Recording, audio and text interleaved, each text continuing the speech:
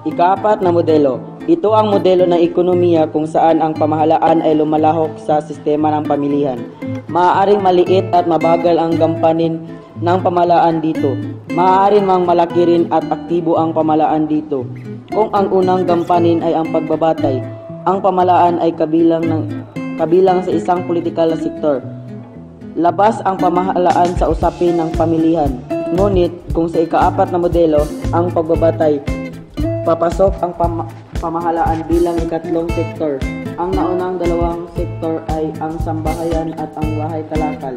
Bukod sa pag-iimpok at pamumuhunan, ang pagbabayad ng buwis ay nagiging karagdagang gawain sa ekonomiya.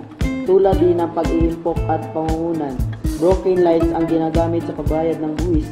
Ang pagbabayad ng buwis ay takdang gawain ng sambahayan at bahay kalakal sa isang pamilihan. Sumisingil ng buwis ang pamahalaan upang kumita. Ang kita mula sa buwis ay tinatawag na public revenue. Ito ang ginagamit ng pamahalaan upang makalikha ng pampublikong paglilingkod. Ang mga pampublikong paglilingkod ay nauuri sa pangailangan ng sambayanan at ng bahay kalakal.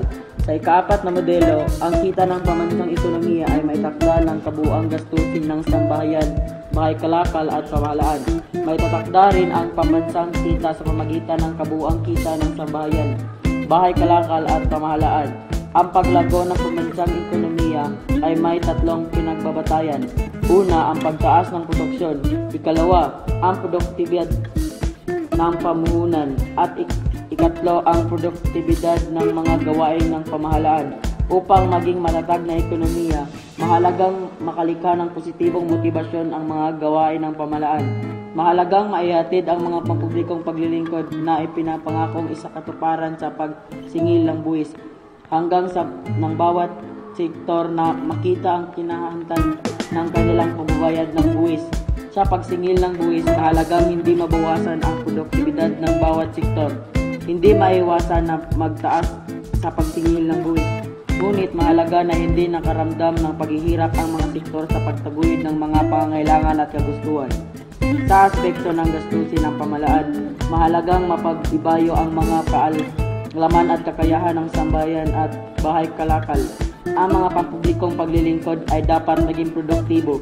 Hindi dapat maging palaasa ang mga tao sa tulong na ibinigay ng pamahalaan. Hindi rin dapat may pagkompetensya ang pamahalaan sa pamumuhunan ng pribadong bahay kalakal. Sa oras na maganap ito, marami ang magtatanggal ang puhunan sa bansa. Marami ang mawawalan ng trabaho at kita. Ang buong ekonomiya ay aasa na lamang sa gawain ng pamahalaan. Created using Powtoon.